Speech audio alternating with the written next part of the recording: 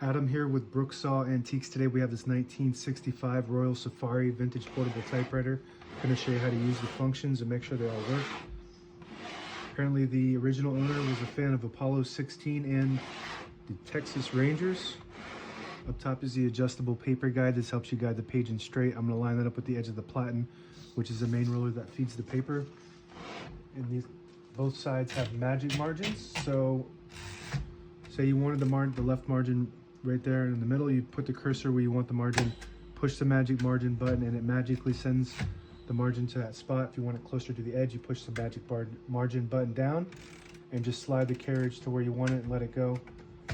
Same concept with the right side here. Say I want it in the middle, I'll push the magic margin button, magically sends it to that spot.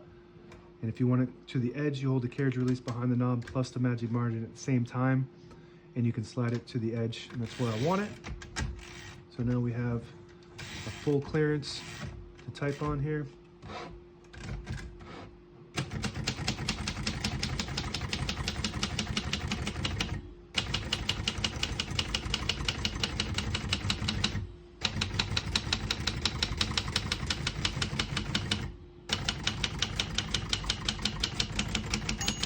Once you hear the bell, you're at the end of the margin. Hit this line space return, get you back to the beginning of the margin, and skips 1 or 2 spaces. Right now we have it on single, but if you want double, you just flip that switch forward, it skips 2. We're going to keep that on single for now and finish typing. I was actually able to type all the keys on the keyboard in one line because this has Elite typeface, which prints 12 characters per inch, which is a bit smaller than the average Pica, so you can type more words on a page. So on this next line, I'm just going to print a sentence in red, switch from black to red. There's a switch on the right side here. You flip that up to the R and it prints the bottom portion of the ribbon. When you have it in the middle for B, blue or black, it prints the top portion of the ribbon, which is black.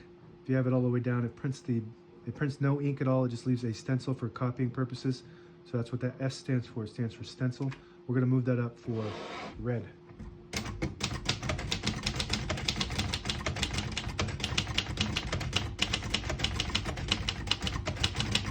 Beautiful typing machine. This is a very popular model.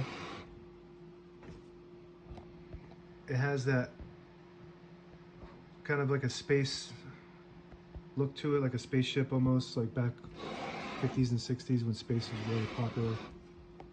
Really cool. To pull the page out easy, there's a switch on the right side here. You flip it forward and it unlocks the rollers underneath the platen, allowing you to pull the page out easy or load thicker paper like carbon copy or cardstock. Make sure you flip that back before you load the next page, or else it won't load correctly. Shift on each side and a shift lock on the left. Clear that, hit the shift button again, backspace on the top left, works great. Column, which is the same thing as a tab. Got 2 tabs set, a few more. We're just gonna go ahead and clear all those out by hitting the tab with the column and then hitting column clear on each one of those. So now we shouldn't have any. But as you can see, it has a pretty strong pull.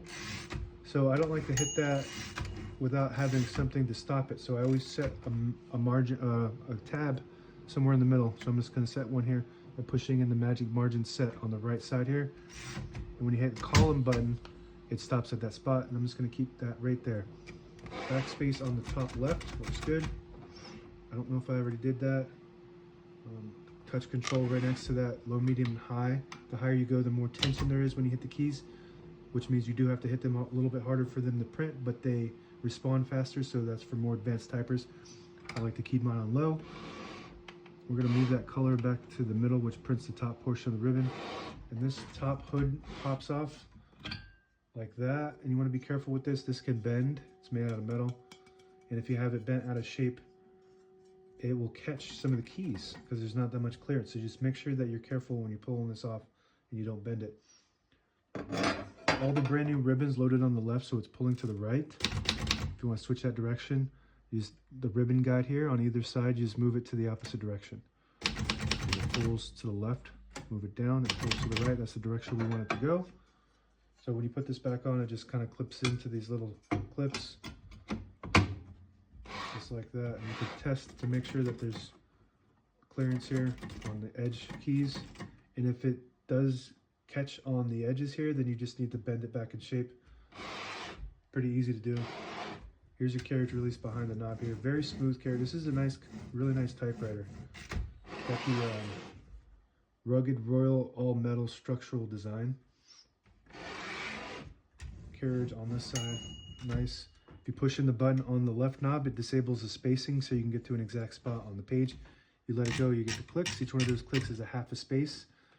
And this lever up top here, if you flip that forward, it does the same thing. Disables the spacing, you flip it back and you get the clicks. And that's it, now available on eBay or Etsy. Search Brooksaw Antiques.